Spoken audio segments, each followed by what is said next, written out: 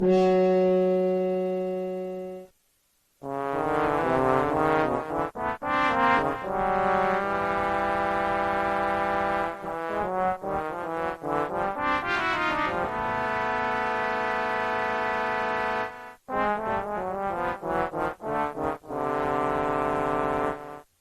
paisanos, and welcome back to Video Games, the Movie, the Podcast. I am your host, Dan. I'm Maxie. And with us we have a guest today. Hi! Oh, did I come in too early? Oh gosh. No, it's hi. good. Hi, I'm Morgan. I'm returning for yet another exciting installment of the live-action Resident Evil movies. My goodness. Mm-hmm. The Paul W.S. Anderson, what, there's 6, 7 of them? Yeah, there's 6 of them, and there is also the recent one that came out, but that one has no involvement from either Paul W.S. Anderson or Milla Jovavich, and it's not very good. But the main... Exactly, right, exactly. Mm. I'm ride or die. I really say no Paul, no show, as far as I'm concerned. But, yeah, there are 6 of these films, some decidedly better than others, and today you've invited me to watch the second one, Resident Evil Apocalypse. Yeah. Let's see. Before we get into it, let's real quick talk about what games you've been playing this month. I've been playing a lot of... Oh, sorry, you go first.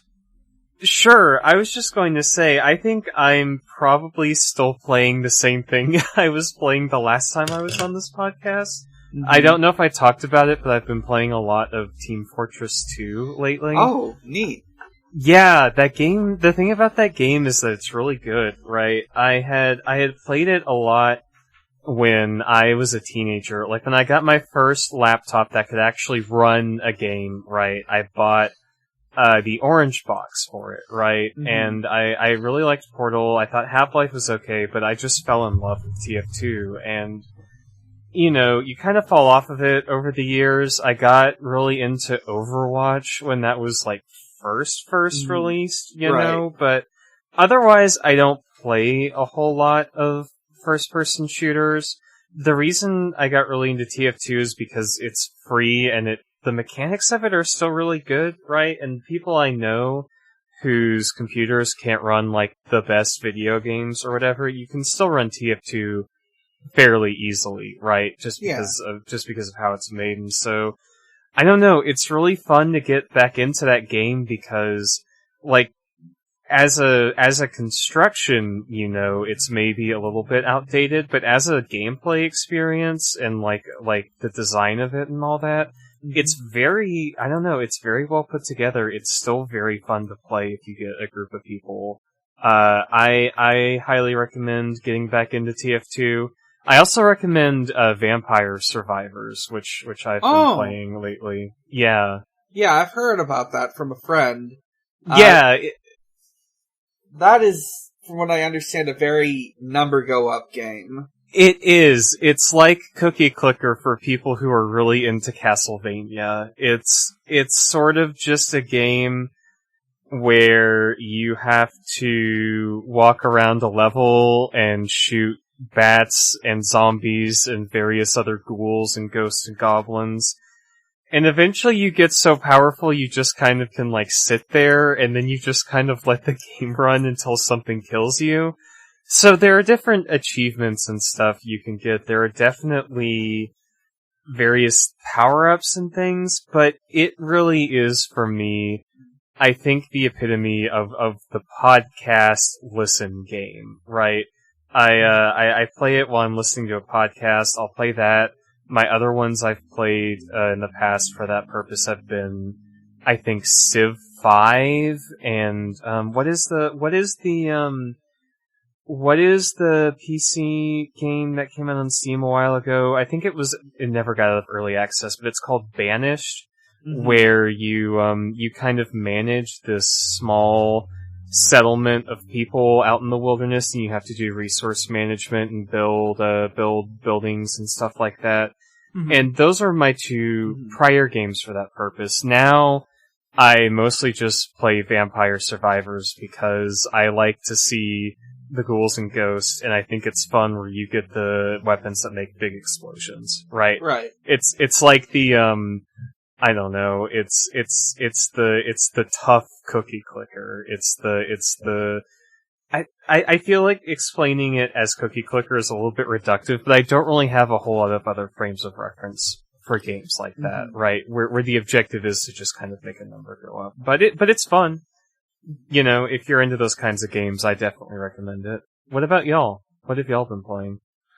So first half of the month I was playing a lot of Surviving Mars, which is about what it sounds like. It's kind of like a base builder where you're colonizing and terraforming Mars.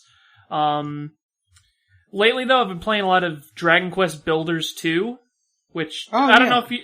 It's basically Minecraft, but Square made it. Okay. Or I guess Enix.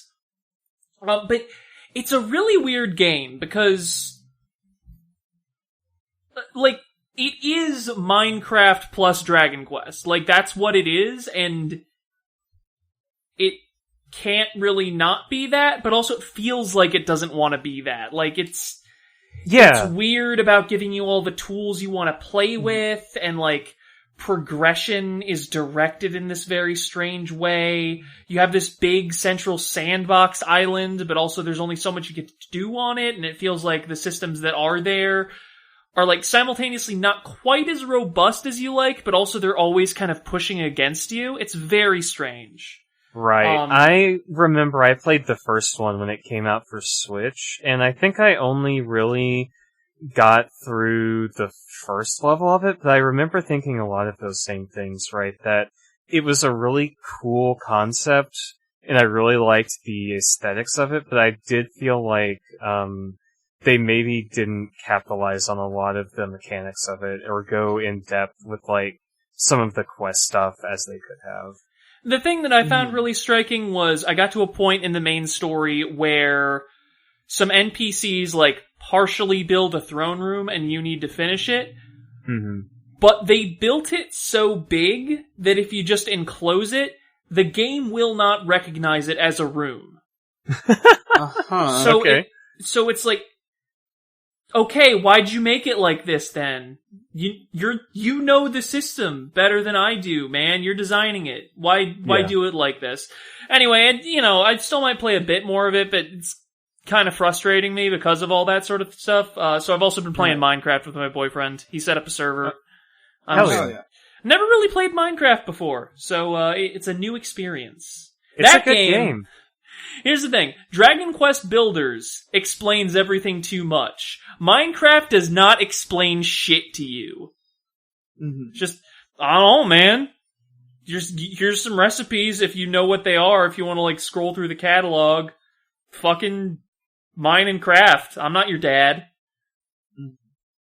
Yeah, that's another game that I played a lot of as, like, a podcast game. I got it on the Switch. That became kind of an airport game for me too when I was traveling.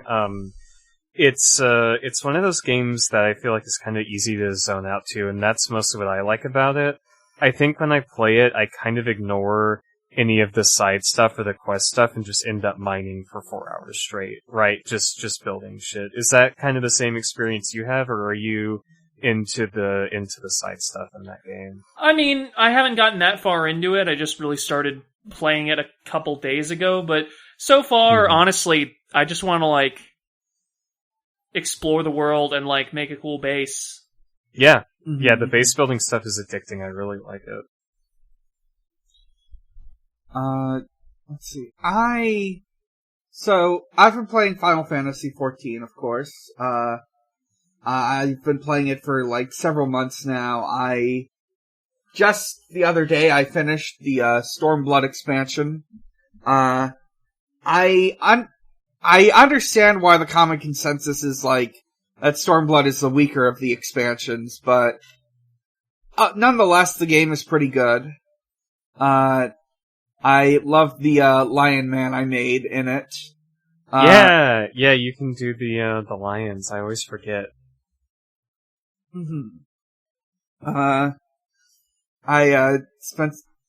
I've thought up like backstory and OC stuff a whole bunch for them.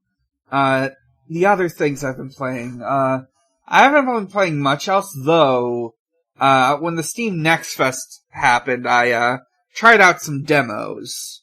Two to be specific. One was for a game called Ollie Frog Toad Skater, which an indie, mock-up of, Tony Hawk where you're playing as like a cute little frog. It's really cute, it's really fun. It feels a little off because I'm so used to, Tony Hawk, but it's still pretty good. It was fun to mess around with. The other demo I tried out was for Slayers X, the Hypnospace Outlaw spin-off game. I fucking love it. It is the most, teenager in 1999 who's really into Linkin Park game. It's modeled after a build engine game because of course it is. It's like a first-person shooter. A retro first-person shooter. And like, throughout it, like, it's got this really goofy aesthetic, like, when you start the game, the difficulty modes are not a real gamer, normal gamer, and I'm awesome. And, Hell yeah.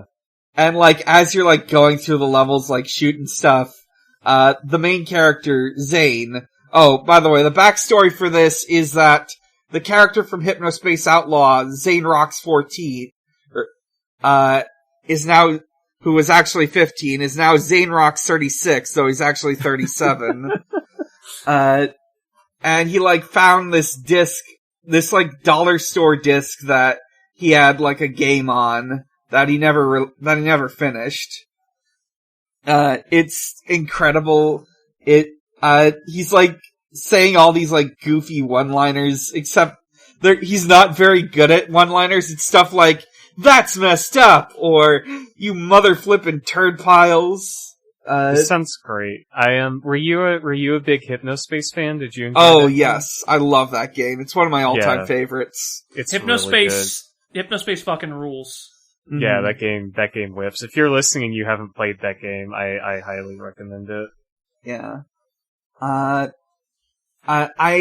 Let's see, I also briefly, like, playing that demo got me in the mood for, like, old first-person shooters again, so, I also set up the source port for, Duke Nukem 3D. Oh, hell yeah. I've only played, like, the first 2 levels so far, but it is very enjoyable. You do die very easily in that game. Yeah, you do. I'm a Duke 3D apologist. I think that game's good. Did either of y'all play that leaked version of Forever that came out? I haven't, but I've looked into it. It looks interesting. Yeah, it seems kind of cool.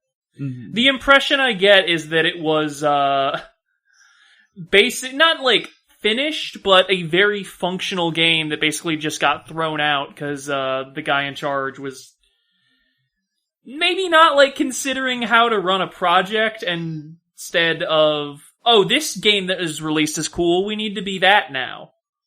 Yeah, it's wild. I can't believe I can believe they did that. But at the same time, that, I don't know, people, they could have avoided a whole lot of problems if they had just released that game, if they hadn't set their, like, scope so high. Yeah, I don't know. I've tried playing Duke Nukem Forever a couple times, the actual 3D release version, and I just can't do it. I don't know. Yeah, let's see. I think that's it for me.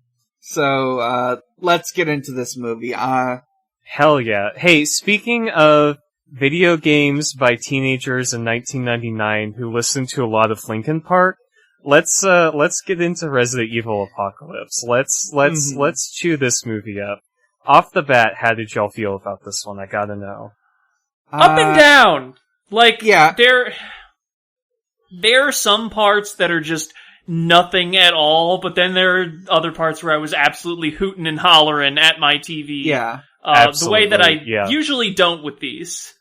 Yeah, I agree. I think this is overall maybe the second worst of them behind Final Chapter, but even then, the stuff that's good in this movie is so good. Like, there's some really fun ideas. I just think the direction's a little loose for me sometimes. It feels like he doesn't really know what he's doing with the material in some of these bits, but how do y'all want to tackle this one? How do we want to go about this? I mean, usually we hit, like, the story beat by beat and dig into it. Yeah. I like, so, the start of this movie is basically a recap by Alice from the first movie, and it is this, like, lavishly overproduced CG sequence with 4 screens rotating in a techno void, and, like, a deconstructed Umbrella logo spinning around. I am so happy to tell you this. This becomes a recurring trope going forward. Every single movie, every single one of these after the first one begins exactly like this. Mm-hmm. They've gotta get you caught up in the theater if you're going with your friends from high school, and this is the first one you've seen. We've got, like, shots of Raccoon City and suburbia and, guys in hazmat suits going into the hive, but, they like send some dudes in, but, it's too dangerous. Like, I think they immediately get attacked by zombies. We get this thing of all these, like, Umbrella Corporation cars, like, coming into Raccoon City on a big bridge, which, as it turns out, is going to become the only way in and out. We've got these, like, cars going around, picking up, people in the city who are, like, important to Umbrella. We get, one of them being, the sort of, this very major player in this, Ashford. He's he's a scientist in a wheelchair. He doesn't want to leave yet because, he's gotta pick up his daughter who's at school right now. I really like this whole sequence because you have this contrast of very normal suburbia, but you just have Umbrella operatives zooming around, picking up their personnel. Mm-hmm. Yeah. This movie, one of the things I noticed about it is that it's not really the best one in terms of direction, but in terms of the writing, because this one was still written by Paul W.S. Anderson, it was not directed by him. But this movie in particular is kind of the Rosetta Stone for this franchise, right, where you see a lot of the images and themes and ideas that he's going to be kind of obsessing over in these movies going forward, and the idea of this David Lynch's literally underground Blue Velvet suburbia, but it's an evil biotech corporation, is something that Paul W.S. Anderson is going to come back to. It's a huge part of Resident Evil Retribution, and it feels like he definitely has some kind of... I mean, I don't know, this movie's kind of like Baby's first anti-corporation movie, right? Right. Where so much of this is predicated on, you know, the fascism of this corporation, this control over this biological agent, you know, how they kind of got a stranglehold on the city in a way that you really didn't see in the first movie. And I feel like, because this exact shot is kind of funny, it's this shot of this house in the suburbia, and the camera literally pans down Blue Velvet style through the grass, and then it cuts into this hallway in the hive, and there's immediately about 8 discrete canted angles that happen here. Right. So it's fun, but it's also kind of funny, like a very funny way of literalizing the themes of this movie, you know, like just putting it right up front and saying, hey, this is what this film is about. And then we immediately get one of my favorite parts of this whole film, which is where they reopen the hive, and they open the door and find out it's still contaminated inside, and a dude literally has an iPad that has a graphic which says something like T-virus contamination, and you see the status bar spike up from 0 to 100% as they all start freaking out. It's so good. Mm-hmm. They love to put, digital information on the screen in these movies. Oh, there's so much of that in this film.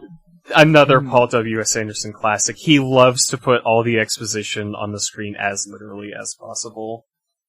Once we have that evacuation sequence, we transition to 13 hours later, and this is maybe the most direct adaptation of anything in the games in this movie, because this is straight up the opening to Resident Evil 3. It is disgraced cop Jill Valentine in an apartment in Raccoon City. There is a police radio and there's a news broadcast. There's zombies all over the place. The Resident Evil apocalypse is underway. And Jill is like, well, I'm gonna go to the police station and start killing some zombies. It seems... They never explicitly state this, and I appreciate it, because something I think this film does very well is it does not over-deliver exposition until the very end, which is weird. It seems implied that the events of Resident Evil 1 more or less happened in this continuity. Yeah, right. This movie is a very loose adaptation of Resident Evil 3 and parts of Resident Evil 2. There's a little bit of both of them in there, but it's mostly number 3. Yeah, I would say the main element of 2 is like the rescuing the kid plotline. Yeah, because the guy, Ashford, is a very obvious sort of quasi-proxy for Birkin in Resident Evil 2, if you've ever played the games. Mm-hmm. Like, he's not Birkin, but he serves a very similar function. Yeah, he is a disgruntled umbrella scientist who's like, my daughter's missing, find my daughter. Yeah, absolutely. I think now is a good time to take a beat, for me at least, and the two of you may agree with me on this when I say that, Jill Valentine kinda nice with it in this movie. She kinda is. There's a lot of very hot women in these films, and I feel like her showing up in the police department and just immediately doming zombies is a great scene. I feel like, especially the part later on where she's being filmed by the video camera and she lights the cigarette by snapping her fingers together. Just a lot of really good material from actress Sienna Guillory here. Yeah. Which is a godsend, considering by the time we get to Resident Evil Retribution, she will comfortably be giving one of the most baffling performances in this entire franchise. Great! Her performance in that, okay, I don't mean to spoil anything about that film, but have either of y'all played Resident Evil 5? No, I don't know anything about 5, honestly. Okay, I know a little bit about 5. Wait, is 5 the one that's in Africa and people were like, yes. I don't know if this is racist, but it seems ill-conceived. When you play it, it definitely feels like that, where you're like, well, this isn't technically, explicitly insensitive, but there's just something about it that doesn't feel good, right? But, no, if you know anything about Resident Evil 5, I won't spoil it, but she kind of pulls some stuff from her character in those games eventually, and just really, really strange material from her coming up. But in this movie, I love her. I feel like she is a very standout part of this film as let me find my words here, as a literalization of the idea of a Resident Evil adaptation, because they genuinely put her in the Jill Valentine outfit, right? Mm-hmm. Yeah. Which is not something you get a lot of in these movies going forward, because they start playing so fast and loose with the references and the canon of the games, that this is kind of the last train home in terms of accuracy to the source material, this movie.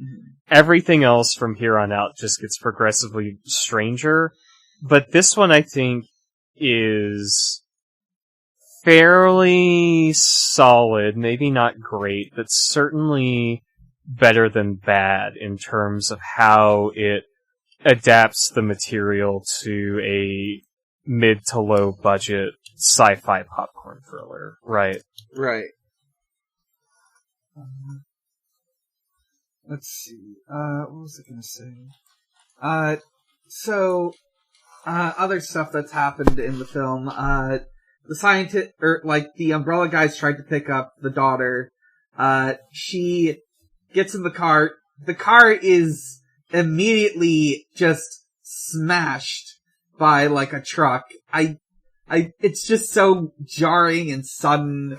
I just wrote down that she got hit by Truck Coon, but she's alive. Yeah. That one also feels like a reference to Resident Evil 2, but in that one, the truck driver was, infected, so in this one, it's just damn, dude, look at the street. Mm-hmm. Yeah, this is another scene that Paul's going to come back to in one of the later movies, the T-boned car in suburbia. Right. But it's very sudden. How do y'all feel about this character of the girl, Angela Ashford? Does her being in this movie work for y'all, or would we rather have not just had a sad yet plucky daughter character to be a sort of where's Carmen Sandiego plot point for this movie? Yes or no on this one? I don't mind her, but I feel like we don't really get enough time with her to get a feel for her. Yeah, I would say I don't mind it as a plot device. I'm kind of indifferent to the character. Mm-hmm. She's certainly interesting. Remind me, is she played by Paul W.S. Anderson's daughter, or is that another character in these films? That's later. His daughter starts showing up later. I don't think he either doesn't have a daughter at this point, or she's too young. Right. But she does start showing up in a couple of the latter installments of these movies. I think that she, if you remember the Red Queen from the first movie, the evil AI, she is recast as the Red Queen in Final Chapter, I think. Right. And that's kind of her big thing in these movies. Right. Okay. What else? So, we get to see Alice, experience the last 5 minutes of the, first movie again. Yeah. I don't mind the reused footage, because honestly, there's no reason to reshoot it. Right.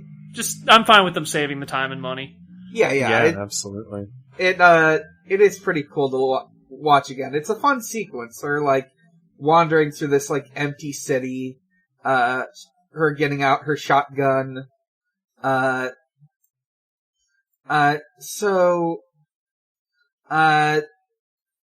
There's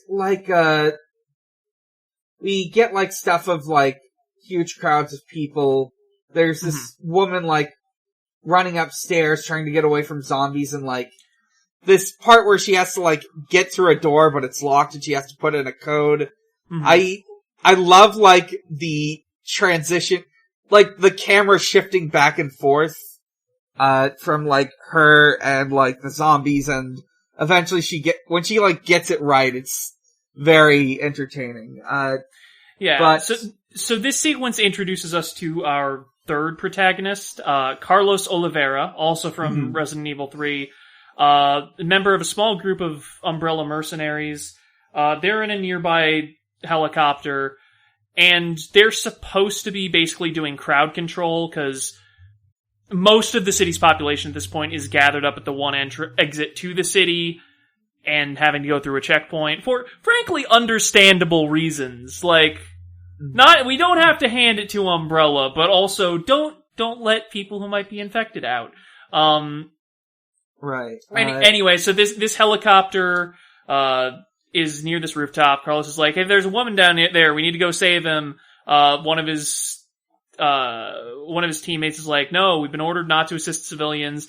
He says, I don't care. And he bungee jumps out of the helicopter. Oh, yes. Dual-wielding pistols. And this fucking rules. It's very good. Yeah, I love him just, like, stopping right before he hits, like, the surface. Him, like, going down, firing the pistols. It's great.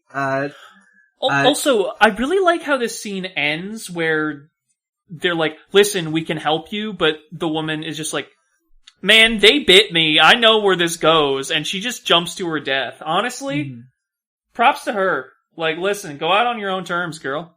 Right.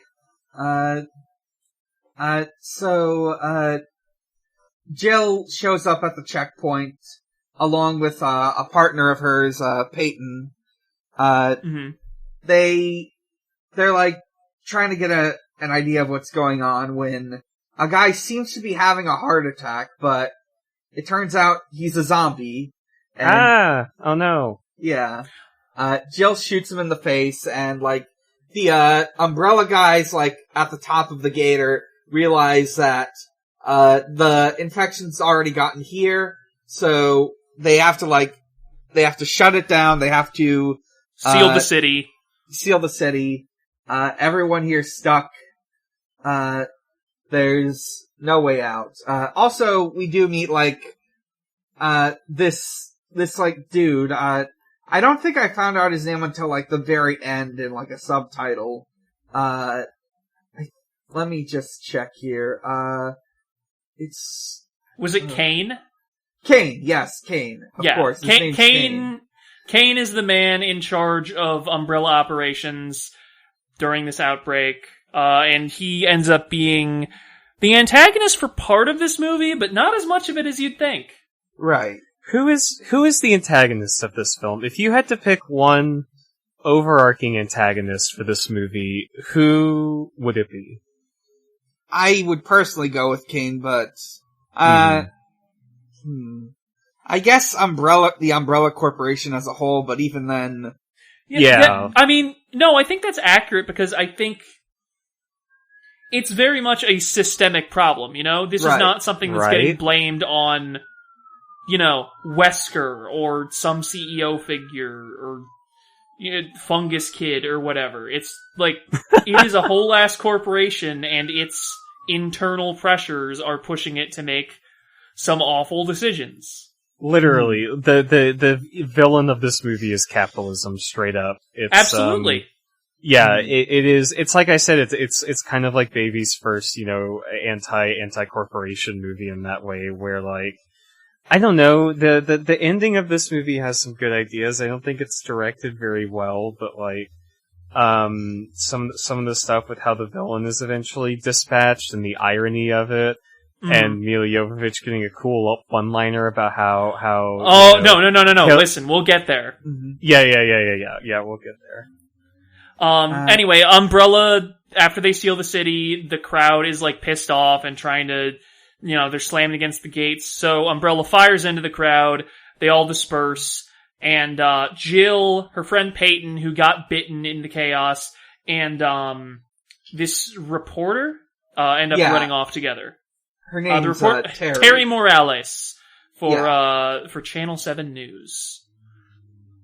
So then we see the stupidest thing this movie does, which is, y'all notice that sometimes when there's a bunch of zombies on screen, it'll just like drop the frame rate? Right. I didn't, but I've seen this movie a lot, so I probably just wasn't paying attention. Yeah, no, it does this in a few scenes, and it isn't slow motion. Like, it's going at normal speed, it's just dropping frames. Oh, right. Yeah, I know what you're talking about. Yeah, absolutely. I don't know why they do that. It's a very interesting creative choice. It does not work. Right. No, I don't know. There's a lot of capital C choices in this movie that I'm not sure work, and that is certainly one of them. Yeah. Mm-hmm.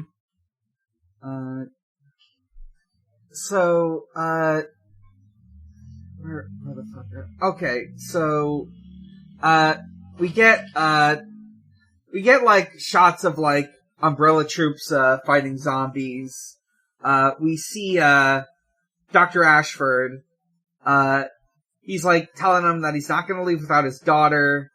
And the dialogue here is weird because it seems like Kane isn't yelling, but Dr. Ashford is. It feels weird because, like, I understand, like, maybe Dr. Ashford is like, because there's like a helicopter going, so naturally one of them should be yelling, but like, it feels... Ideally, they should both be yelling, is what you're saying, right? Yes. Yeah. I mean, I think the guy playing Kane in general is just like kind of underacting through a lot of this movie. I don't know whether that's like a direction issue or because English is not his first language. He's German. I would say it's not as much of a problem like in the finale, but in a lot of these scenes, he just doesn't seem like he's that invested.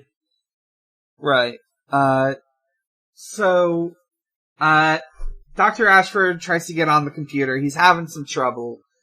He opens up his Sony Vaio, and just, he types in hack search, Dr. Ashford or whatever, and it grants access, so now he's got access to all the security cameras in the city, so he's using them to look for, like, survivors he can get to help, save his daughter.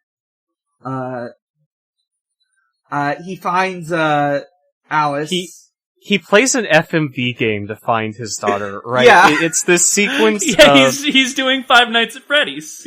Yeah, he's clicking through all these cameras. The camera inside the screen is swooping down through all these 3D maps of the city, and he's like choosing the locations and going through the camera. He's playing friggin' like Her Story to locate Angela Ashford at this point. It is like both the worst and best example of Paul W.S. Anderson literally just showing you things on the screen. Because on one hand, you're like, he's just Google searching his daughter, but on the other hand, you're thinking this is completely brilliant. At least for me. I eat this shit up.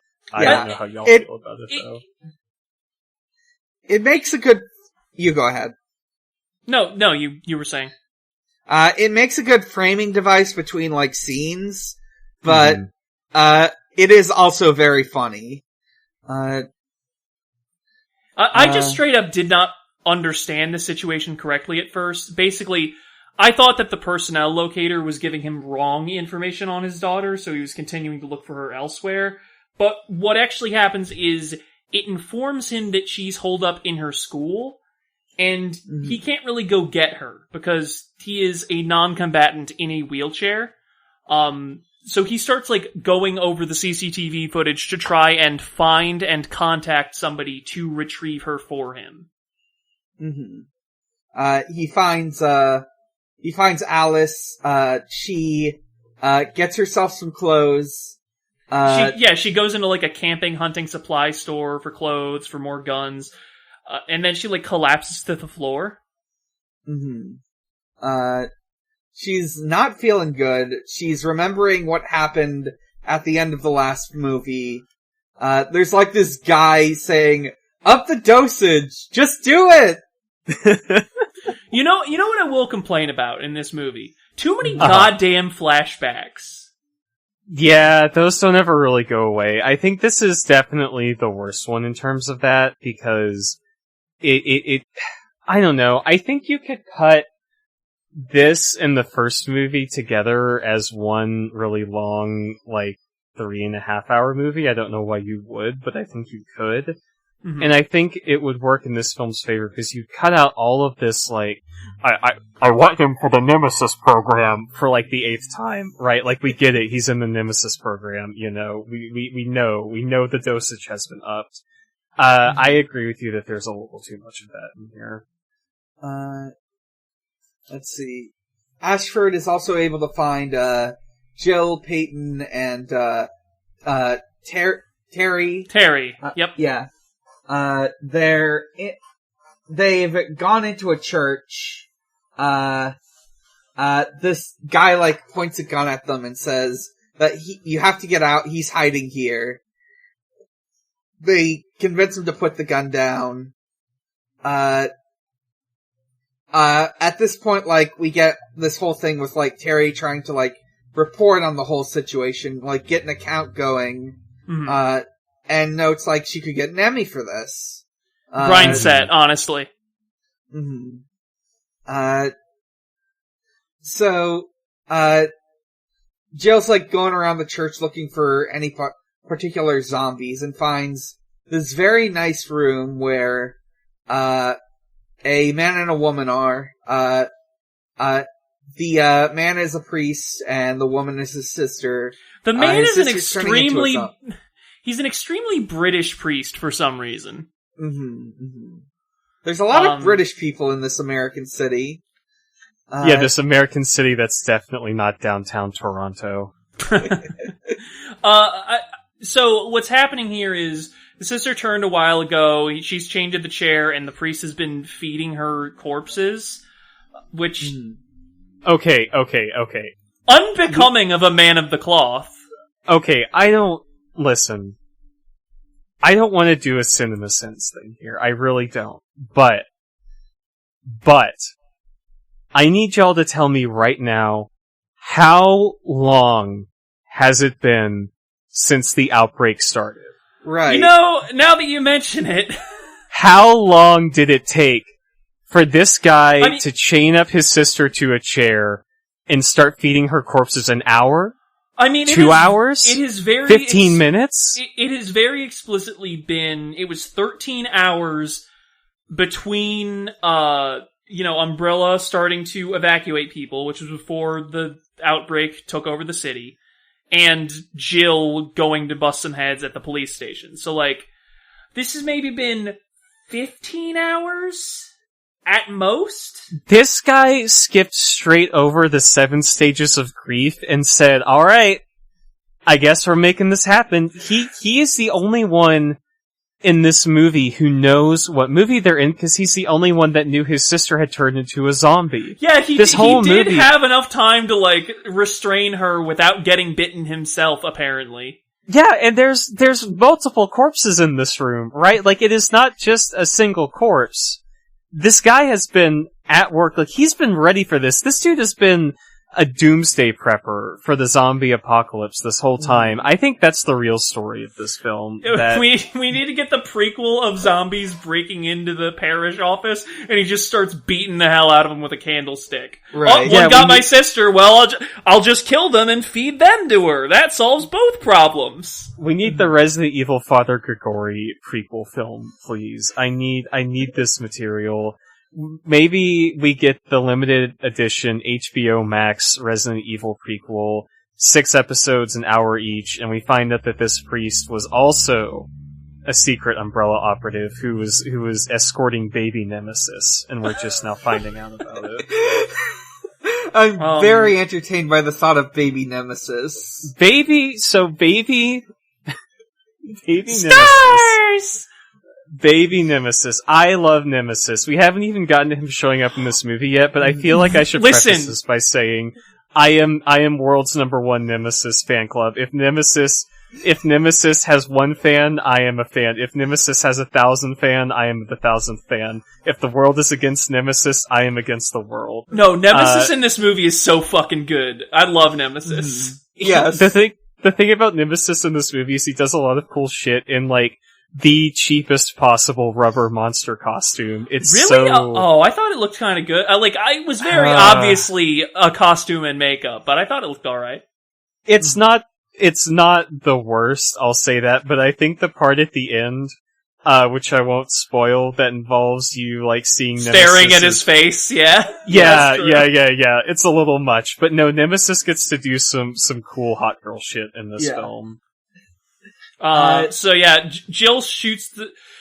gonna shoot the sister, the priest stops her, he gets bitten for the trouble, she shoots both of them, the noise spooks Terry, she opens the church doors, there's a bunch of zombies outside, they gotta barricade the door, it's like a fucking Rube Goldberg contraption, and then liquors are here, and the blonde guy, like, runs off to try and confront the licker. It gets his ass immediately. Yes. Only lickers in the film, I think. Yeah, but we do get 3 of them. Yeah. Yeah, the licker becomes kind of this movie's de facto monster, and I think each movie kind of has one. The lickers will come back. They will be reused in multiple films. Unfortunately, Nemesis, he's kind of a one and done on this one. Boo! Boo! We want more Nemesis! I really hope they would bring back a Nemesis in these films, but we have to talk about this church scene first, because there's some good stuff here. I mean, in terms of, like, these scenes so far in the church, I feel like they're kind of, like, half going for horror, but not really trying hard enough to set the tone.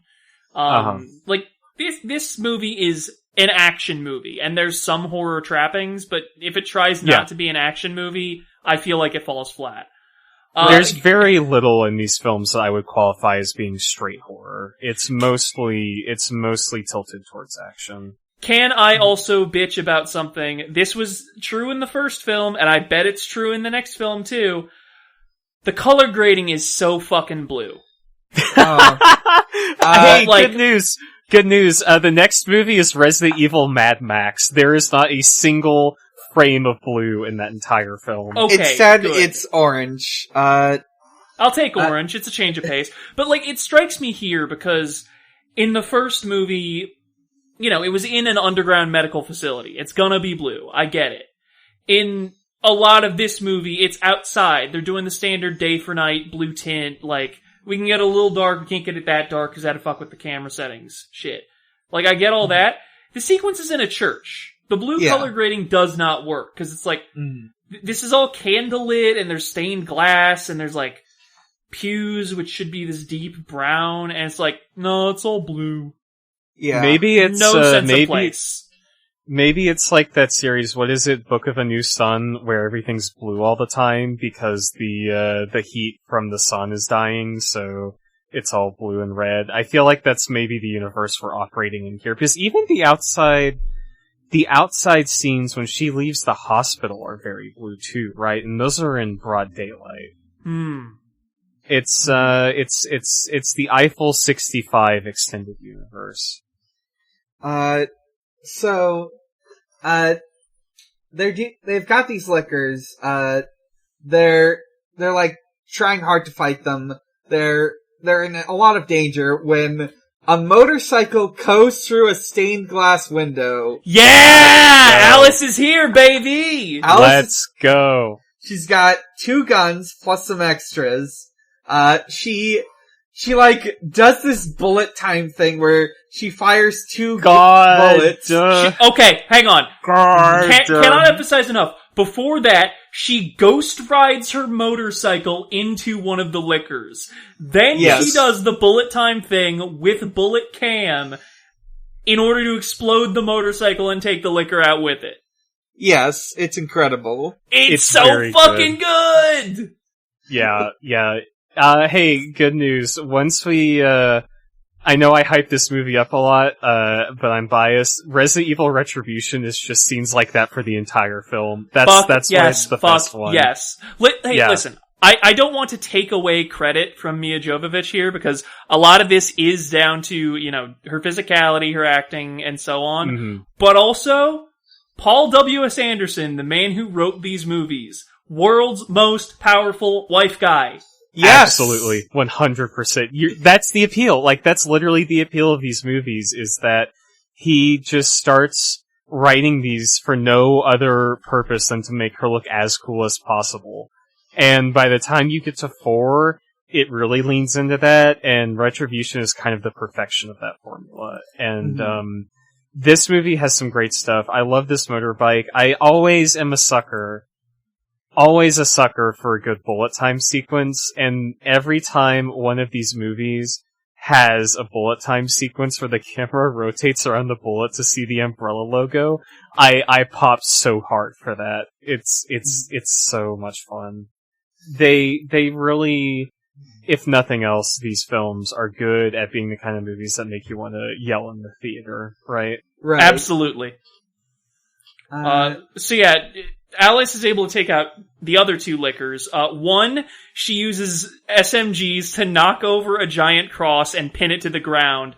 And then the third, it leaps at her and she just blasts it with a shotgun she's wielding one-handed. It's so fucking cool! It whips ass. It rules. Okay, hang on.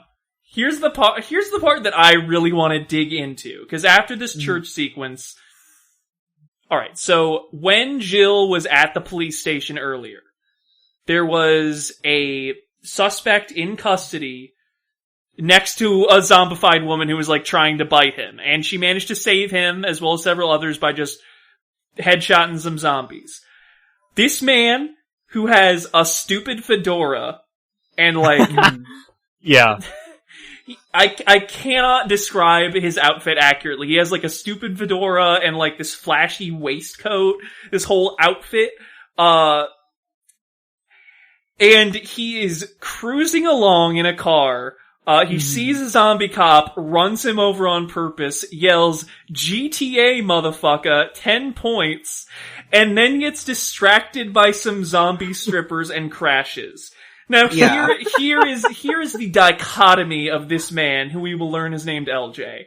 On the one hand, this seems very racist. Yes. Yes. Like, this man stupendously. This man is a Saints Row 2 character, you know, and not one of the ones with interiority. But also, this man is the most charming and relatable person in the movie. I love this man. He really is. Every time he's in a scene, I'm like, yeah, we get more LJ! And honestly, it's especially striking because seeing him in that police station sequence, I didn't think he was gonna be important, but he just, like, keeps coming up and eventually becomes part of the main crew. Yeah, he rolls with the crew in the next movie for a bit. I have a question for both of you. I don't know if you knew this, but I'm going to tell you, and you can tell me if this casting would improve this film or make it worse, or improve the part or make it worse. The part of this character was originally written for Snoop Dogg. How does that make you feel? Listen, I think the actor we got did a great job with the material he was given, but also, if Snoop Dogg were in this movie and just hanging out with everybody else, that would fucking whip. It would have aged in a really decent way, I think. Yeah. It would have had an extra layer of comedy to it. It would have definitely aged in a way where it's like, yeah, it's goofy and outdated, but also in the most charming way possible. Yeah. I also think it would have a different tone just cause, like, I feel like Snoop Dogg's overall tone is more chill than LJ's. He would be, I think, more charismatic and self-assured, whereas LJ is kind of, he's like very self-assured, but he has some moments where he's not, like, you know, playing it straight in the same way that Snoop Dogg would, you know? Right. I feel like he brings a little bit of a different persona to the material. Yeah. Absolutely. I will say, LJ is striking because he feels the most like a person. Maybe not like fully developed, but like, acts more like how someone would act in this scenario without going into the full on, like, terrified, zombie fodder or whatnot. Yeah, he is in some ways an idealized everyman, almost. He's not hyper competent like Jill and Alice, but, like, he's getting by. He is smart enough to, like, know how to play this. Yeah. And we'll get into that too, because he has a great scene coming up that, I think, his next scene is the one where I fell in love with him. Right. So we see, like, the Umbrella Troops fighting zombies. We get, like, in addition to, Carlos, we've got, Yuri and, Nikolai. Yuri gets bit. Ashford is now looking through the CCTV at the Mercs as they're, like, looking for a safe place to regroup. we had a really weird shot after the Mercs leave, which is we're just zooming in on a Stars helmet that's just kind of sitting there. Yeah. Mm-hmm. It's like someone suddenly remembered how to make a movie here for, like, one shot. Where they were like, damn, wouldn't it be cool if we did this? And you know what? It is kind of cool. I don't know. I feel like... I felt like this didn't work at all, because, like, it's a shot with no real context, and also the helmet is just, like, sitting upright, like it was placed on a shelf. Yeah, that's fair. I don't know. I think it's a cool concept. I think I like the intention of it, whatever that may be, but I see what you mean. Yeah. Let's see. So, what happens? Okay, here we go. Milla, Jill, Milla, Jill, and I believe, Terry and Peyton are, like, going through, graveyard. Why are they going through a graveyard? I don't get this part.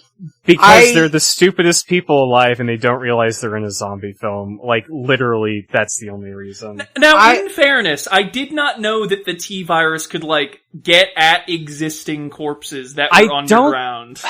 I don't think they've established that yet. I don't think that's been a thing that's come up yet. These are just regular zombies that come out at night all the time. That's why... A completely unrelated necromantic ritual.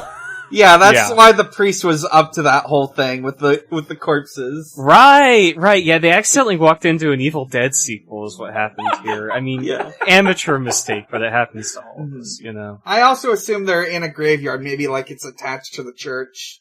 Okay, that'd make sense. Milla and Jill are, like, pointing guns at each other because I think they're competing to become the protagonists of the film series. Also, they talk about how Peyton's gonna turn in, like, an hour, but Jill wants to, kill him herself if it comes to that. This is when the regular zombies show up, and the ones that come out of the graves. Milla kicks ass. She gets to, like, shoot zombies. There's a really good bit where at the end of this, like, whole zombie fighting scene, we get a shot of, like, a rotting, worm-filled zombie next to a headstone that says, "Rest in peace." Yeah. My favorite part of this action scene, there's two. One is that I feel like the sound effects were mixed really loud for some reason. And two, because they're low on ammo after the fight with the Lickers, like, they're all doing close combat, not just Alice. I swear to God that while Peyton is pistol whipping a zombie, he's just going like, Yeah, I love that. Especially just because it's so much lamer than what, like, Milla and Jill are doing. It's great. At around this point, Umbrella decides they're gonna activate the Nemesis program. Yeah! Nemesis program! Girls only want one thing and it's fucking disgusting, and it's activating the Nemesis program. I really love the scene where they activate Nemesis too, because it is a shot-for-shot replica of the scene where they woke Alice up.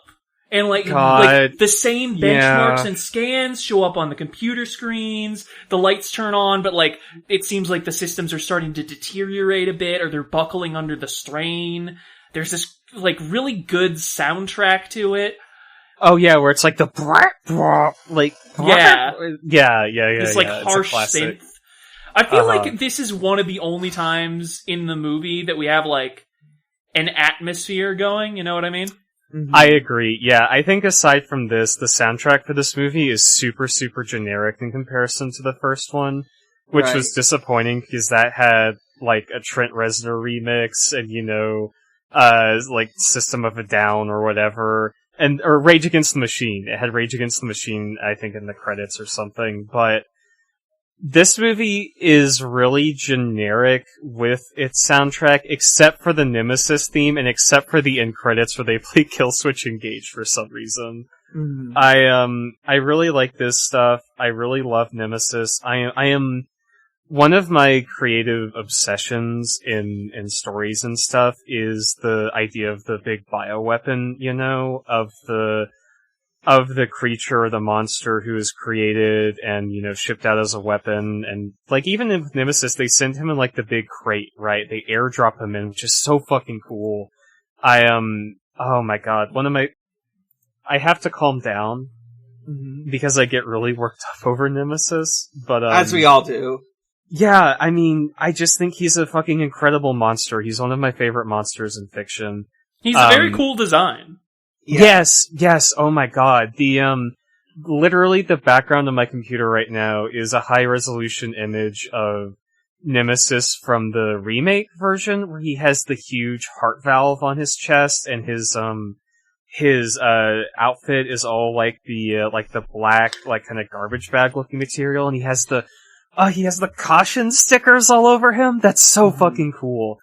The part at the beginning of the Resident Evil 3 remake where he comes after you and he's all wrapped up and then he catches on fire and you see his face. Ugh, it's so good. That game is so good. But I would say the stuff in this movie is also pretty decent, right? Right. They do a good enough job with the reveal stuff in here, even if it is kind of cheesy at times going forward. Yeah. So, we get our, merc guys, they're trying to signal a helicopter. It doesn't respond to them. Instead, it drops 2 crates down a skylight. 2 very important crates for a very important VIP. So the troops go inside to see, maybe there's something useful in the crates. They, get to the weapon cases. They're totally empty. They weren't meant for them. And around this point, Yuri, turns and they're forced to, shoot him. There's, a whole bunch of shots of them, going through the hospital, I think. Mm-hmm. Yuri does manage to bite Nikolai, if I recall correctly. Right.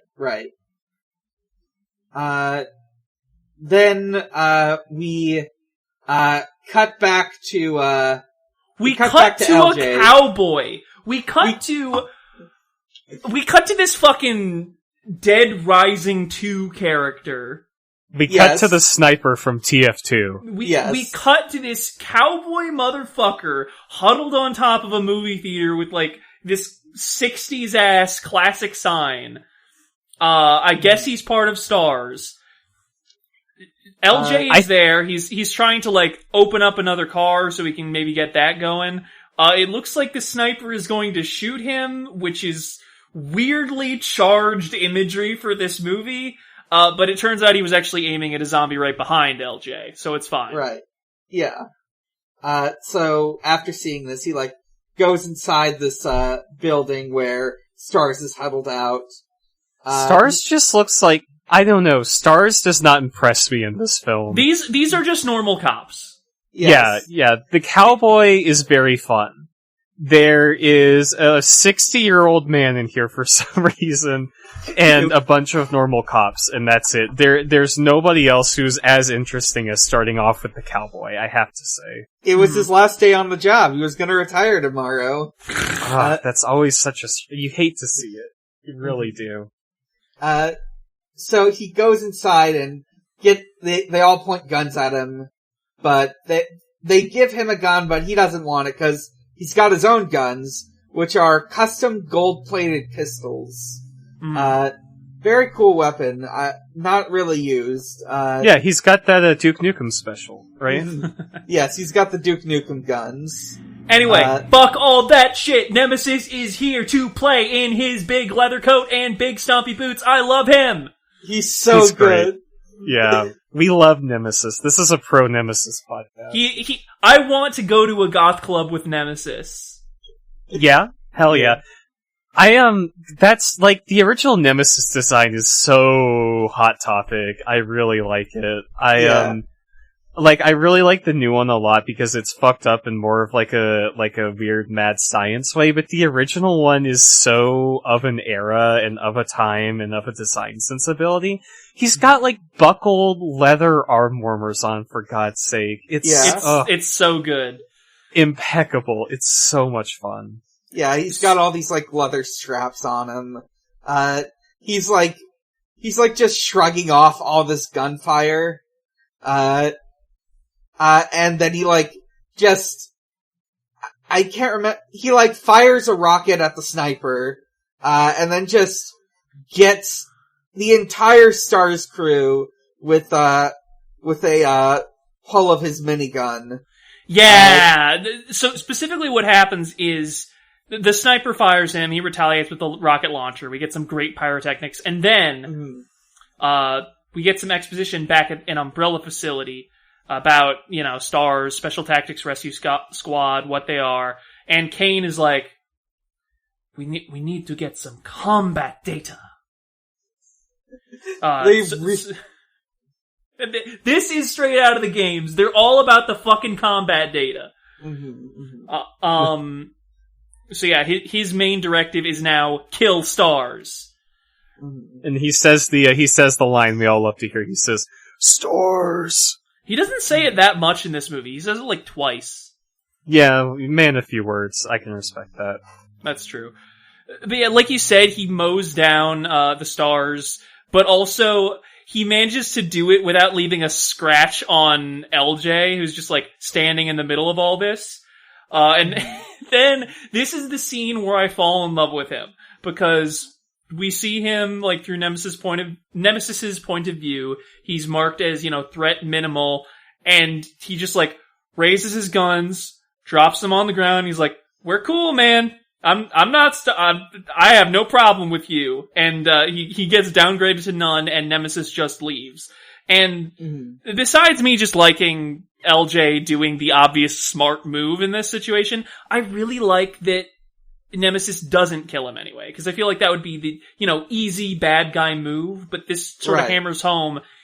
He's not acting irrationally or arbitrarily. He's a monster, and he's working for an evil corporation, but he's not going to kill outside of the orders he's been given. And I think that adds, that adds a lot of texture. Nemesis has some of the most characterization in this whole movie, I gotta say. He really does.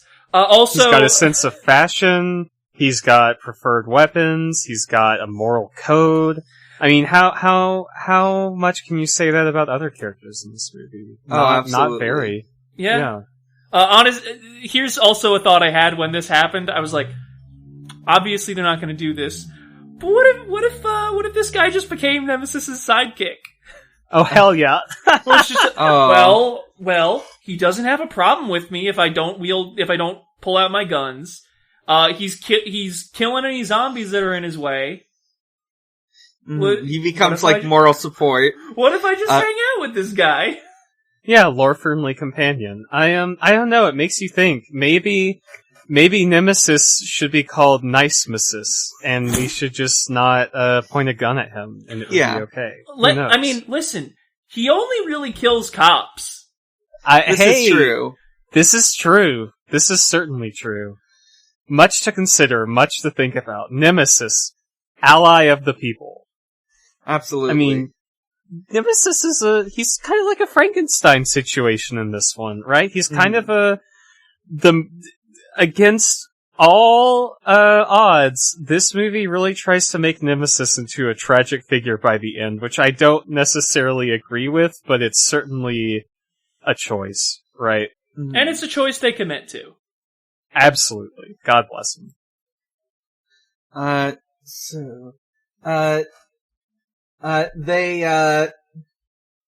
see what happened. Okay, so, Mia and, her crew are going around. She's talking about how Umbrella did experimental stuff on her and she doesn't feel human anymore. And then as they're walking, phones nearby start ringing.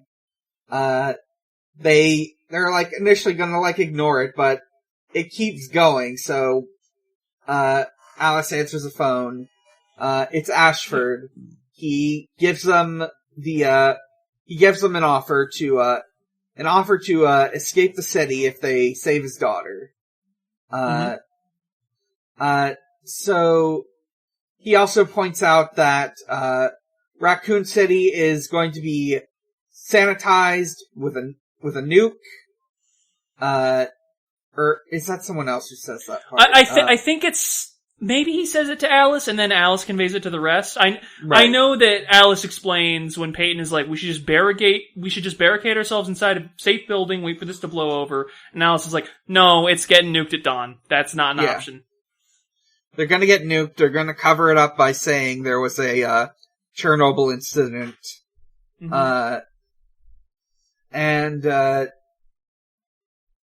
So they gotta do this if they want to get out of here alive. They end up doing it. They head towards the school. When they get to an overpass, Alice sees something in the fog.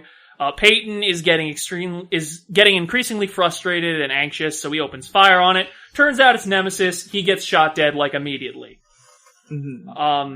Alice leaps down to fight it while Jill and Terry run off, continuing towards the school. And we get what should be a good action sequence, but honestly, I don't like it. Here's the problem.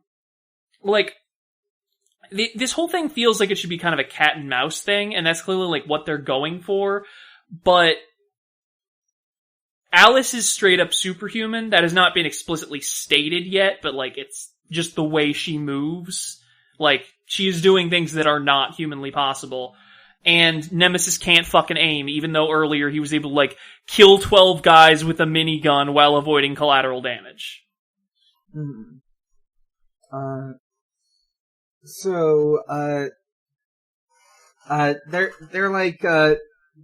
dealing with this. Milla, has to, run. She has to throw herself down a garbage chute. I do like the part where she throws herself down a garbage chute.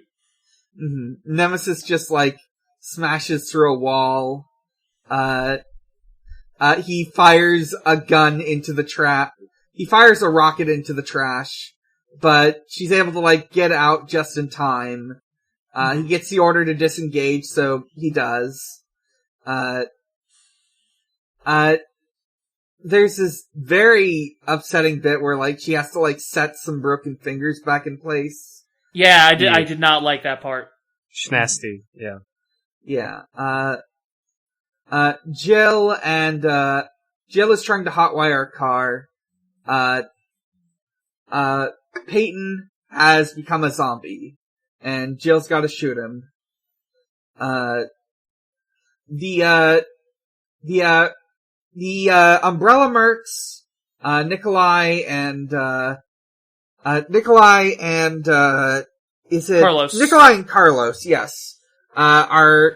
They're recovering in the back of an ambulance. They're, using the medical supplies to, patch themselves up when a phone rings.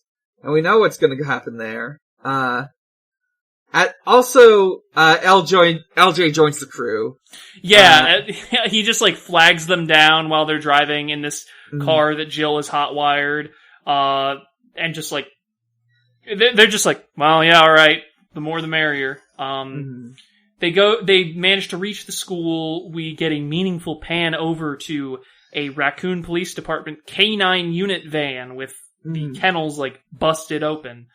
And Jill immediately says, the thing you should never say in a horror movie. Do not say this in a horror movie, which is that they should split up, each taking one floor of the school. And I want to come back to this, because she's taking the basement, she tells LJ to take the first floor, Terry to take the second.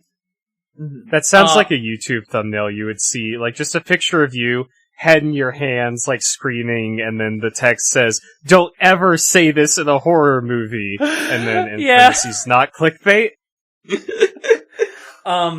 Also, Terry is I don't know if I should be on my own, and Jill's okay, just take one of my guns, I have two. She's I have never fired a gun in my life, and Jill says, there's nothing to it. Also never say this, not just in a horror movie, but in general. Incredibly bad. Mm-hmm. Mm-hmm. At best, she will fuck up her wrist. Yeah. Aim for the head. Mm-hmm.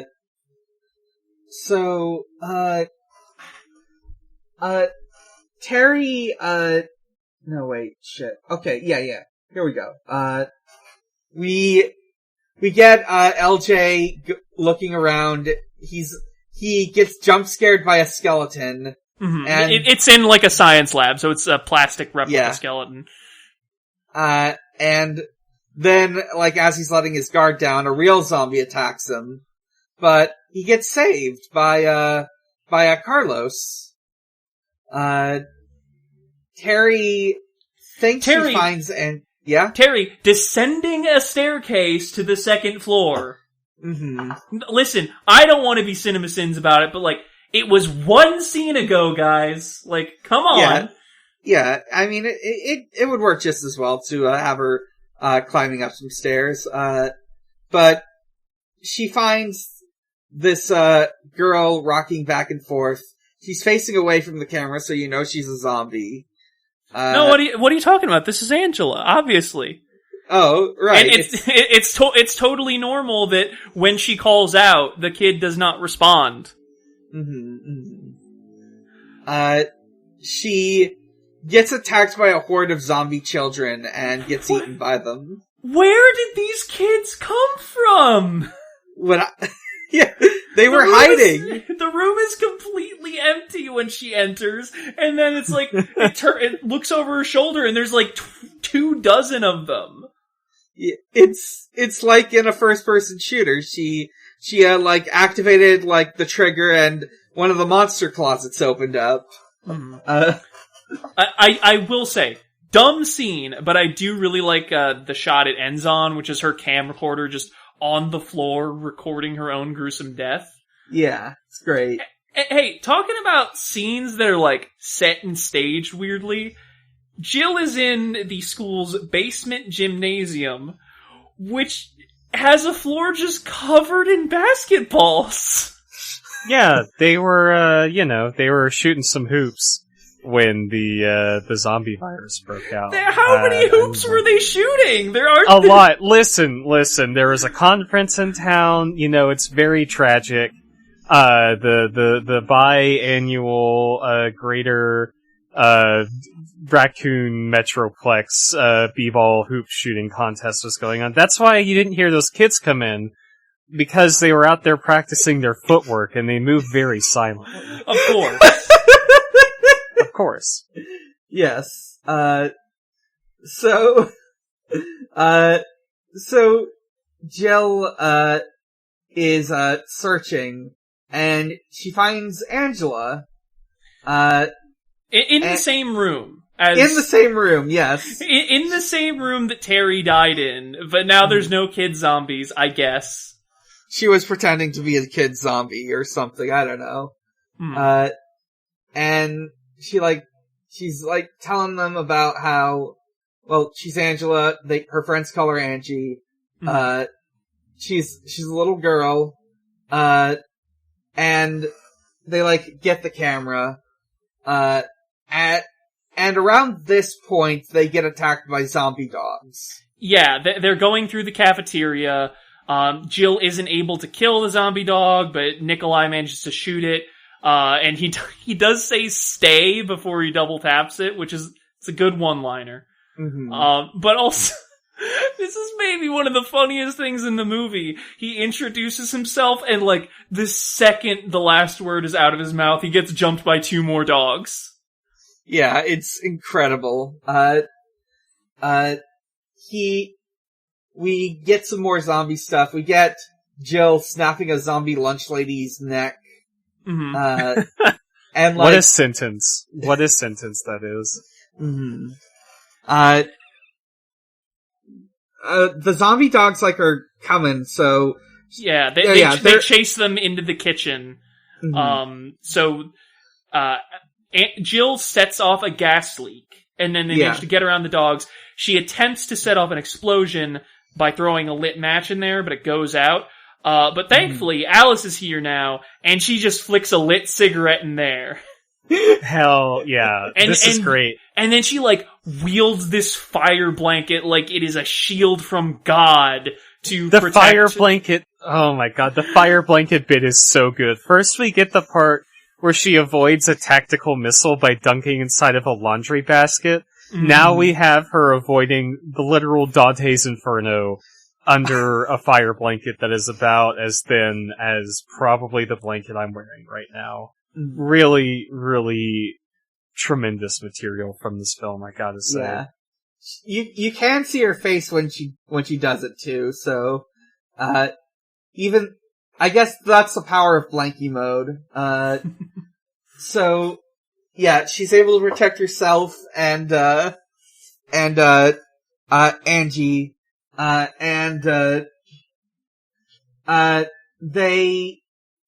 I think around this point, they've escaped, all the survivors in this little group, group up. It's Alice, Angela, Jill, LJ, and Carlos. Alice is Angela is infected on a massive level, and Angie's like, bitch, so are you. The whole thing with Angie is that she has the same disease which left her father unable to move without a wheelchair. And apparently he developed the T-virus as a way to prevent her condition from worsening until she could no longer walk. I guess the zombie stuff was just an unintended side effect, which is, thinking about it now, that's kind of funny. Yeah, it makes dead cells alive, and you see, that can be kind of a problem, because if someone's fully dead, they're just a zombie, or if they're just alive, they're just a zombie. You have to have a certain amount of dead versus living cells. Sure, so, it makes sense. Anyway, this is important because it means that Angie just has a little lunchbox with antivirus on hand. And thankfully, I believe it's Carlos who is bitten. Yeah, Carlos is bitten and cured. He was bitten recently enough that the antivirus will either cure him or keep the condition in check. So Alice is now recording herself on the camcorder and giving all the exposition that's needed. They have to get to they have to get to Chopper at City Hall. That'll take them out. It's surrounded by dudes, so they gotta take out the dudes. We get this bit where they're fighting some regular troops, but a sniper's about to shoot them, but Alice is able to take him out. He was she was right behind him. And then we get another good action bit where she runs down a wall with a bungee cord and is shooting troops. She throws a knife at a guy through his helmet. She's just kicking ass, taking names. As she should. As is her right. It's very good to see. Chris takes out the last one. And they're gonna get in the chopper. But Alice... The problem is, Kane is there. Alice sees a computer screen that has similar data to when she was being experimented on. Nemesis is also there. And, the launch is kiboshed. Angie does reunite with Dr. Ashford, and I love this part, because she's I knew he wouldn't leave me, and he is, I swear to God, he's no, never, never. My man does not act in this scene at all. He's I don't know. He's not the strongest performer in this repertoire, I'll say that much. But I feel for most of the movie he is competent, and this is just not even trying. Listen, it was the last day of shoot. He had some shit to go do. I don't know. You get the best we can. Listen, I get it. I phone it in on Fridays. Yeah. The Dr. Ashford guy in this movie has really strong, like, YouTuber vibes to me. I don't know. He seems like the kind of guy that would probably keep, like, a journal video diary. I don't know. Does that make sense at all? Like a vlogger? Do what? A vlogger? Yeah, just like a vlogger, I guess. I don't know. I can't explain it. Don't ask me to explain. It's just an atmosphere. He has vlogger vibes. And, like, he's the kind of vlogger who's out recording things in front of his big bookshelf in his office, and he has, yeah, absolutely. Yeah, like that kind of thing, you know? Now that they've reunited, Alice gets more flashbacks, remembers who Nemesis is, and Kane orders, Nemesis and Alice to fight. He calls them, like, brother and sister, which is weird because I'm pretty weren't they, like, husband and wife or, like, posing as one? No. Matt was a different guy. Right, It's not the same person, but they definitely still had kind of like a will they, won't they vibe in that movie by the end, right? Or maybe it was platonic, like who can say, but... I mean, listen, Kane wasn't there for that.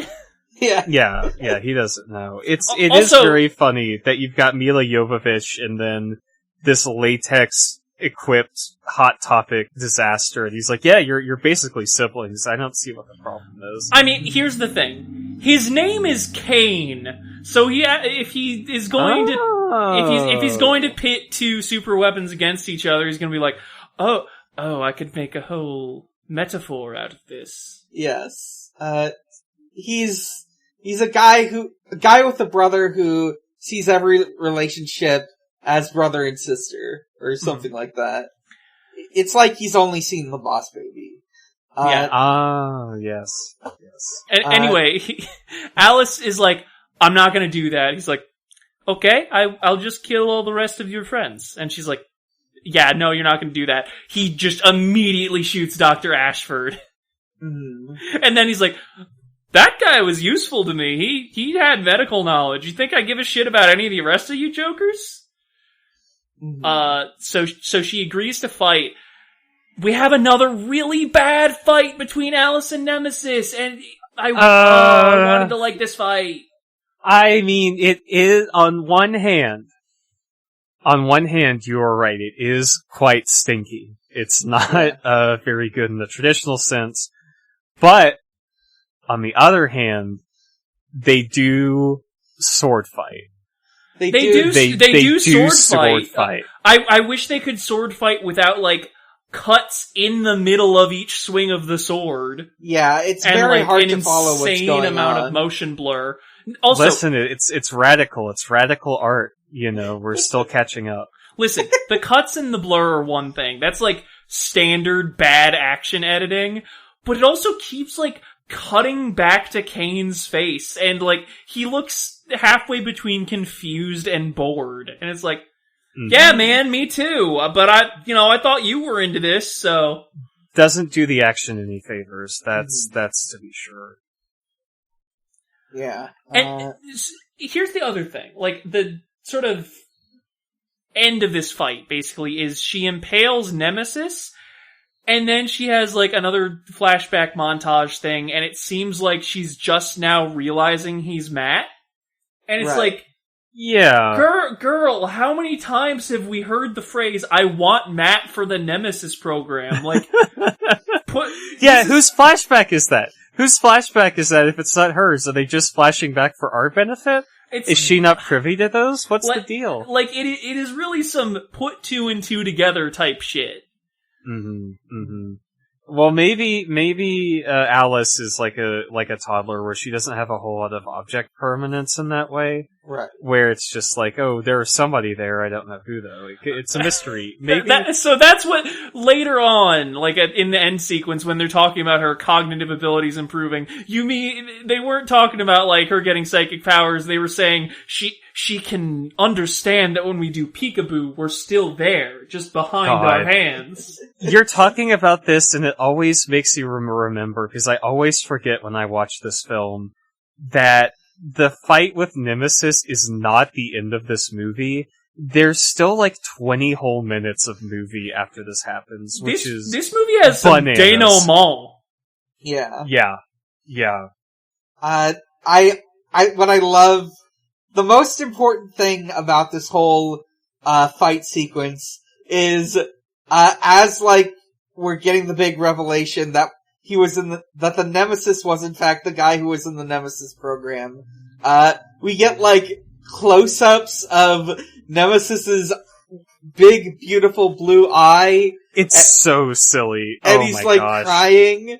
It's so good. It's really something. It's Nemesis hours.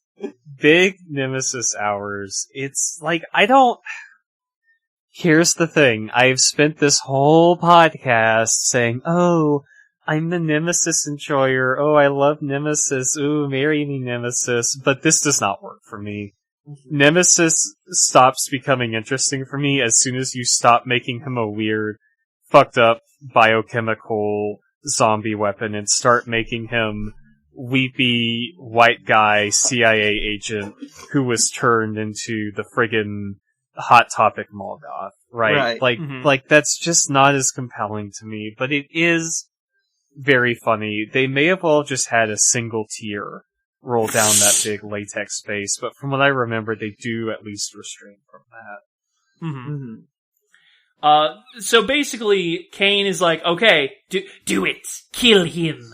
And Alice is like, no, he was nice to me. And the upshot of that is that Nemesis basically unimpales himself. Kane is like, okay, you kill her instead, I guess.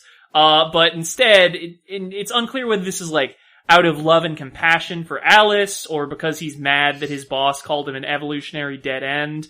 Nemesis turns on the Umbrella troops and starts mowing them down instead. Nemesis is now a friend. And Carlos and Jill have managed to like break out of their zip cuffs, and now they're in the fight too. Yeah. So at this point, the nuke's getting launched. So, LJ, Kane, like, gets into the helicopter. He's like, why hasn't the helicopter gone off yet? And, turns out LJ's here, punches him in the face, and he says that normally he drives a Cadillac. Great! I love him! He's so good! So, Alice is, like, fighting dudes. Nemesis has a rocket launcher and is taking out enemy choppers. Yeah, there are combat helicopters entirely so Nemesis can shoot them down with a rocket launcher, and it's like, oh, like in the game he's from! Yeah. It's kinda sick. He should have done a huge vertical leap and grabbed a helicopter and, like, slammed it down to the ground. That would have been very impressive to me. Yeah, but then he couldn't tragically die from the flaming wreckage crashing into him. Yeah, I guess. LJ,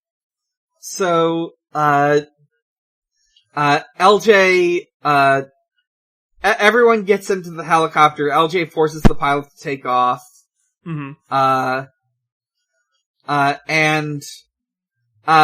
Kane is on there with them, and he says that, and like, Alice is gonna kill him, and he says that killing him won't set things right, but it's a start. Yeah, I love it when she says, but it's so fucking cool. I love Milla Jovavich in this movie. She's really good. Yeah, she pushes him out of the helicopter. As this horde of zombies is approaching, and among them, here's the best part, it's Zombie Ashford. And he can't walk even now, he's just crawling along the ground. And Kane is like desperately firing shots from a gun into the crowd, but obviously he can't hold them back. He's like collapsing, he goes to kill himself, but he's run out of bullets. And then Ashford gets him. It's so good! I fucking love it. It's really good. The hubris, the tragedy, the revenge, all of it. The biochemical corporation being killed by the employee it betrayed and turned against. We love themes. We love it's very beautiful. Explicit subtext. Yeah. It's and there's a lot of that in these movies too, going forward, but I think here it's really satisfying because she gets the cool one-liner, pushes him outside the helicopter. I would die for Milla Jovavich. I love her in these movies.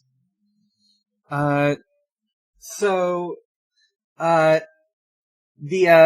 nuke goes off and is wiping out the city, and the helicopter's going away.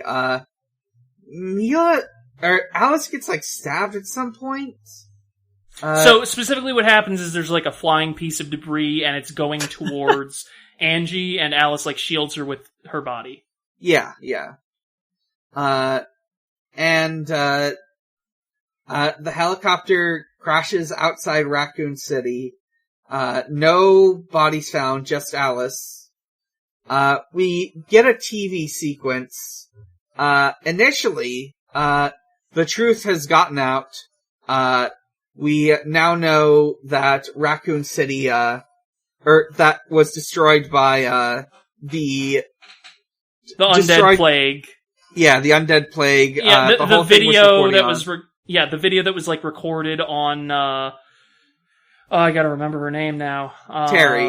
Yeah, the video that was recorded on Terry's camcorder, along with a confession / expose by Alice, that was sent out to news agencies and they're all reporting on it. But then, after a certain point, we start hearing about how that video has been discredited as a hoax. It was just a tragic nuclear explosion. Jill and Carlos are being sought out for questioning by police. Mm-hmm. And honestly, I expected it to end here on this huge downer note, and I was like, damn, that's kind of bold. Mm-hmm. That kind of would have been cool if it had ended like that, right? Because I think it would have, it would have driven home the themes. Yeah, exactly, right? It would have really gotten that stuff in, but unfortunately, we do have to set up the next sequel? Well, kinda. Kind of, yeah. What we get is Alice, she's in a tank, this scientist guy is talking to her. Her brain is expanding. After she comes out of the tank, it seems like she's suffering from memory loss and cognitive impairment. But then she recognizes the lead researcher as one of the people who was experimenting on her after the first movie. And she gets all her memories back. We get one last flashback sequence, but it's at 5 times speed. And then she just goes sicko mode, and it rules. Yeah. She no-sells a taser and then throws the taser back at the guy so he gets stunned. She telekinetically murders the guy monitoring the facility's security cameras. Yes, it's incredible. And then she gets out, she's surrounded, and then our heroes of the film, disguised as Umbrella officials, come to pick her up and let her out of the facility. They're gonna go save the world from Umbrella. Also, Angie is here for some reason. Listen. Yeah, why not? What else? She's got nobody else to take care of her. Yeah, that's true. You gotta have a plucky sidekick in there somewhere. And besides, she's got the T-virus in her, so maybe she'll be a super soldier someday. Yeah. Hey, quick question. Would y'all believe me if I told you will never see Angie again for the rest of this franchise? Yes. Yes. She will not ever be mentioned or brought up or even seen in a flashback. I absolutely believe that. I don't know if I'm happy about it, but I definitely believe it. Yeah. She is never relevant to these movies again. So, they leave, we get this last ominous thing of, some unknown individual, telling them to activate Program Alice. Well, I thought it was the head researcher at this facility. And right. And he also specifically, calls the guards at the security checkpoint out of this whole compound, but he tells them to let them go. Mm-hmm. Which is, what could that be about? They gotta collect more data. They need more data. Yeah. So yeah, Program Alice is now active. We get, some cryptic, shots through Alice's vision and oh, what's that about? We'll see, I guess. And then we zoom out, up and up all the way to space, and we end on a shot of, an Umbrella-branded satellite orbiting the planet. And it's so fucking cool! Shit. It is pretty cool. I love the Umbrella stuff in these movies. Coming up before too much longer, I don't know if it's been in them yet, but we start getting anybody whose umbrella has, eyes where their pupils become the umbrella logo. It kind of kicks ass. Mm-hmm. So, that's the end of the movie. How do we rate this as an adaptation and as a film overall? Whew. As an adaptation, I might actually have to go, 4 or 5, because, I would say it's only, 3 out of 5 stars as a movie, but it clearly, it pays homage to the source material. It strikes a very good balance of, drawing from the source material and doing its own thing. And, I think that's kind of the best you can expect from an adaptation. Right. Yeah. I need to think about this for a second. I would give it a 3 or 4 out of 5. Just, it sure is Resident, from what I understand of Resident Evil 2 and 3, this is pretty close to it. Or as close as you can get within, feature film length.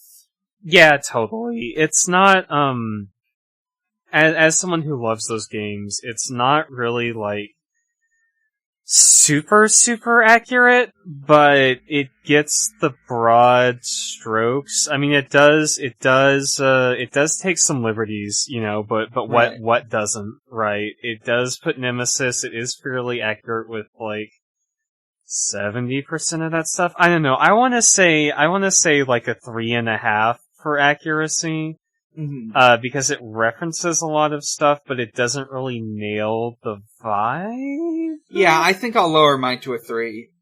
Yeah, and as a movie itself, I'm probably going to be a little bit harsher on this one. I usually give this one a 2 out of 5. Or, really? Because, yeah, and I think it's for me, it's because I've seen all these movies a lot, right? And I know how good these get after this one, right? And right. I think, for me, I'm a little biased because in comparison to 3, 4, and 5, the movies, it's not that remarkable, and it has a lot of good bits too, but I think the parts of it that aren't the good bits can get kind of boring, especially that ending stretch where it's okay, there's the Nemesis fight, that was kind of garbage, and it's there's still 15 or 20 minutes more exposition at the end of this. That's definitely fair. I liked a lot of the ending stuff, but also there was a lot of it.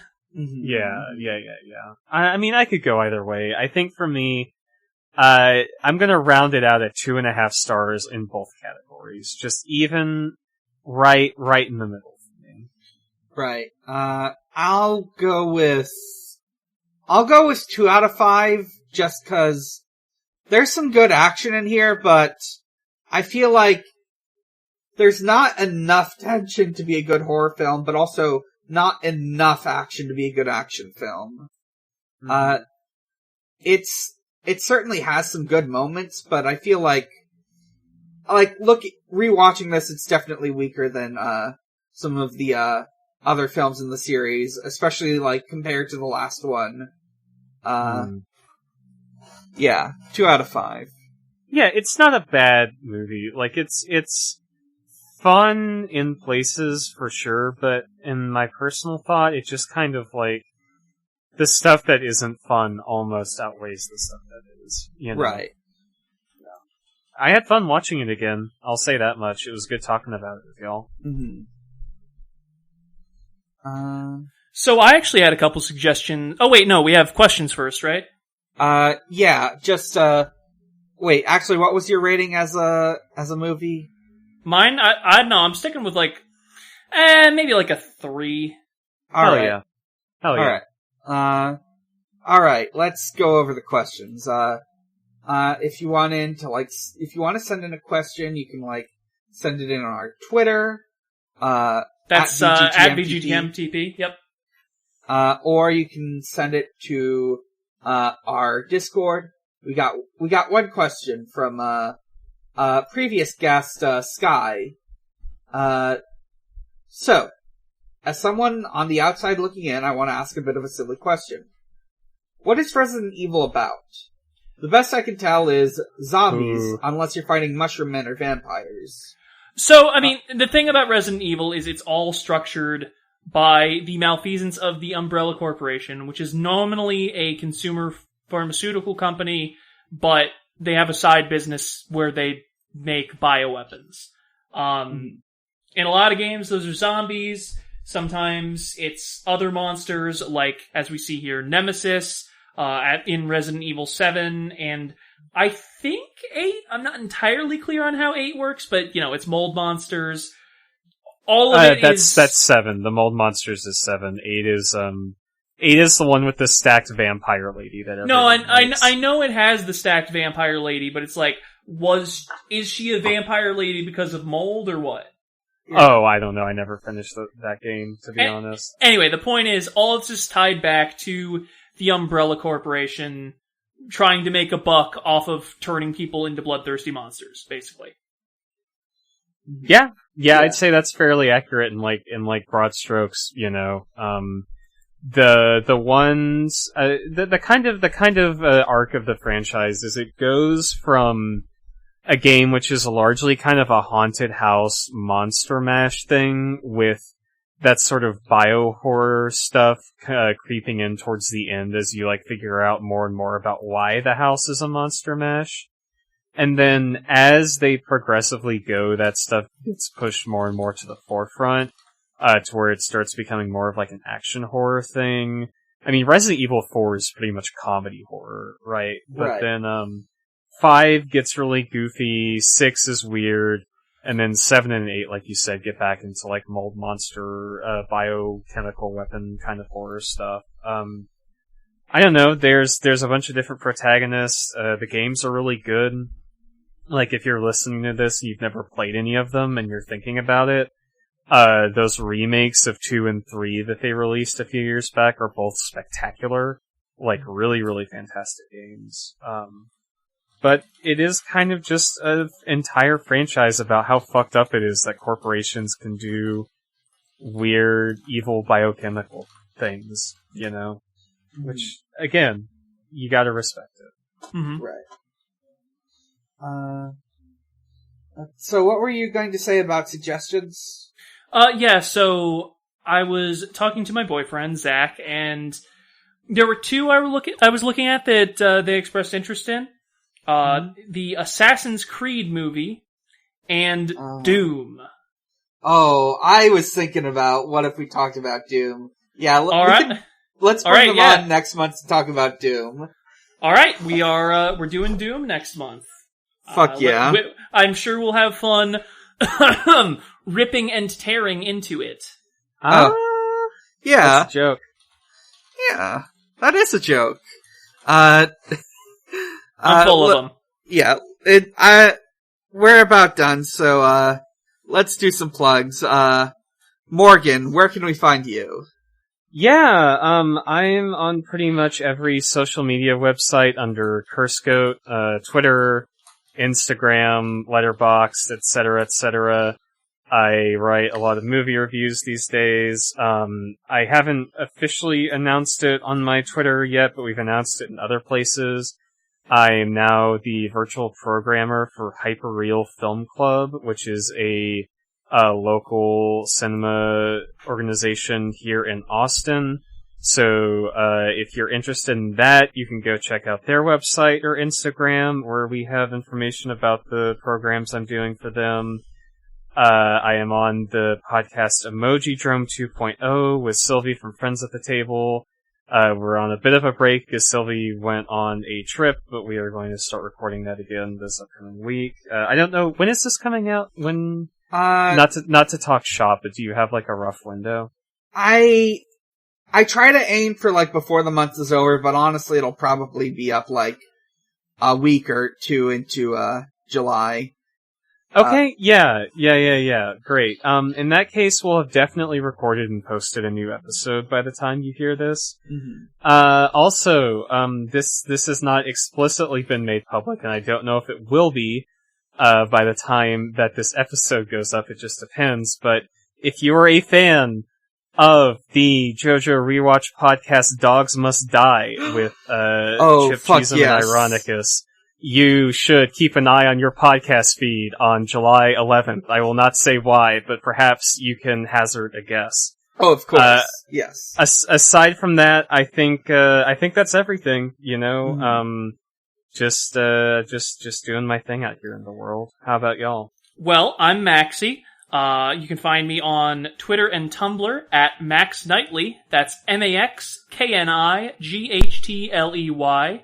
And speaking of JoJo's Bizarre Adventure podcasts, I'm on Eidolon Playtest, an actual play podcast where we are testing out a system a couple friends of mine made. Draws a lot of inspiration from JoJo's Bizarre Adventure, some from Persona as well. It's all about, psychic battles and getting in scrapes and arguments with your buds. Currently, we're doing some short interlude campaigns before we start Season 3. As of this recording, the final episode of Eidolon Crush, which I GM'd, should be going up this Monday. I think that should all be complete and ready for any listener to access probably by the time this goes up. If not, there'll be the first 3 up. And I'm also on a MASH rewatch podcast, Draining the Swamp. You can find that at draining-the-swamp.pinecast.co. I'm Dan. You can find me at a lot of places, and those include Twitter, at Bigger Challenge. There's my YouTube channel, Big Challenges. I've got a Fallout 4 with a lot of mods on it, LP. You can listen to my other podcasts, which include Pot of Greed, a Yu-Gi-Oh podcast. We are recording at this date, we are recording 2 episodes one day after the other, and we are going to be having the hosts of the podcast Anime Sickos on for our next recording. Nice. We'll be talking about the penultimate set of episodes. We are almost done with Season 3. I'm very excited about what's gonna happen. We're gonna be coming back in September for Season 4 after we finish Season 3. We're gonna go a little bit on a break. You can also listen to the Sonic Shuffle, a Sonic lore podcast. I've admittedly been putting off recordings, but like some stuff we've talked about recently include the fan comic by the Hydroxian hanging out. We had a really good recording recently on some episodes of Sonic Underground. We're coming up on 100 episodes. I also want to note that.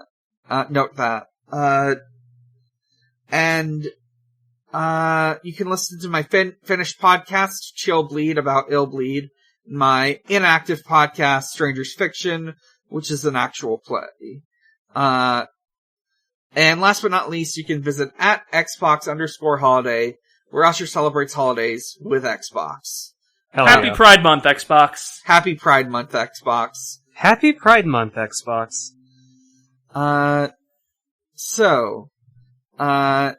we are VGTMTP, or you can find us on Twitter at VGTMTP.